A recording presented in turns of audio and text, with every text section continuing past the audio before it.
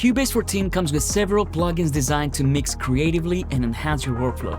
Let's check them out.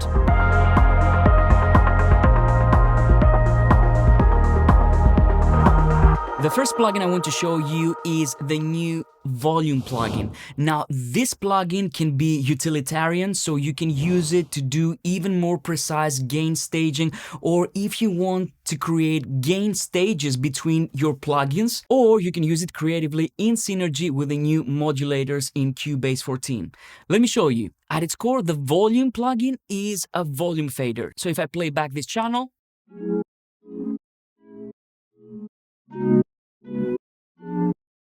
I can just change the volume, but it has some tricks up its sleeve.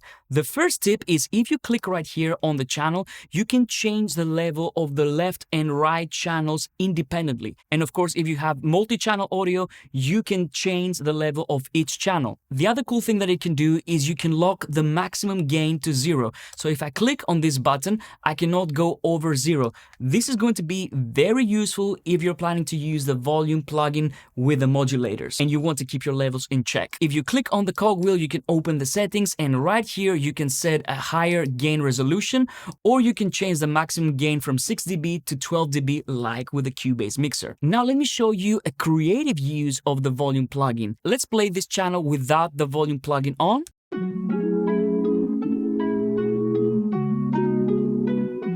And now I'm going to activate it, and as you can see, the fader moves right here. If I show my modulators, you will see that we have an LFO modulator assigned to the level right here. So let's play it again.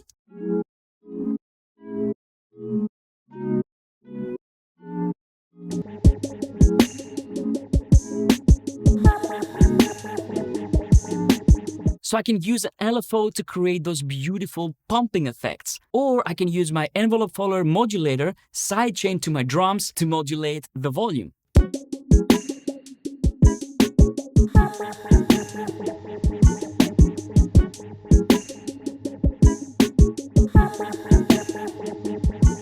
Next, we have the underwater plugin, and this plugin emulates the famous underwater effect or party next door effect. It's especially useful if you're doing sound design.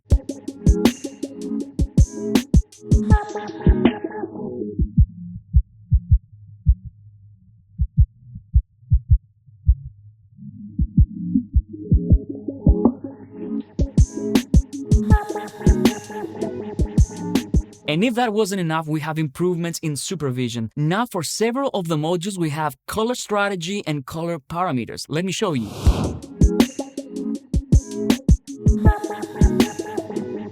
So as you can see here, I can set up my color schemes exactly the way I want to. For example, if I go here to my wave scope, let's make it full screen, you will see that now my wave scope gives me more settings when it comes to the color. So I have color mapping, so I can set my color mapping to be according to the time, the intensity, the average frequency, and the dominant frequency. And then I can choose any one of these color schemes. So let me show you the difference. Let's try intensity first.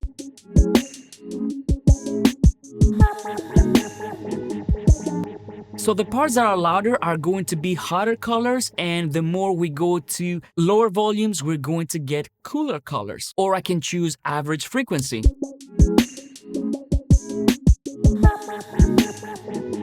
Or dominant frequency. And the same thing goes with the spectrum bar.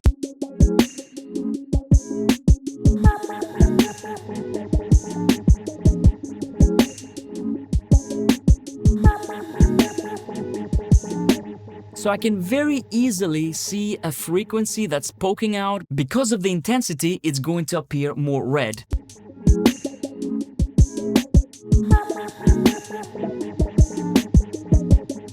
The color strategy and color parameters has been added to the spectrum curve, the spectrum bar, the phase scope, the panorama, the multi-correlation, the oscilloscope, the wave scope, and the bits meters. Whether you're mixing professionally or you use mixing tools to enhance your productions, Cubase 14 has something for you.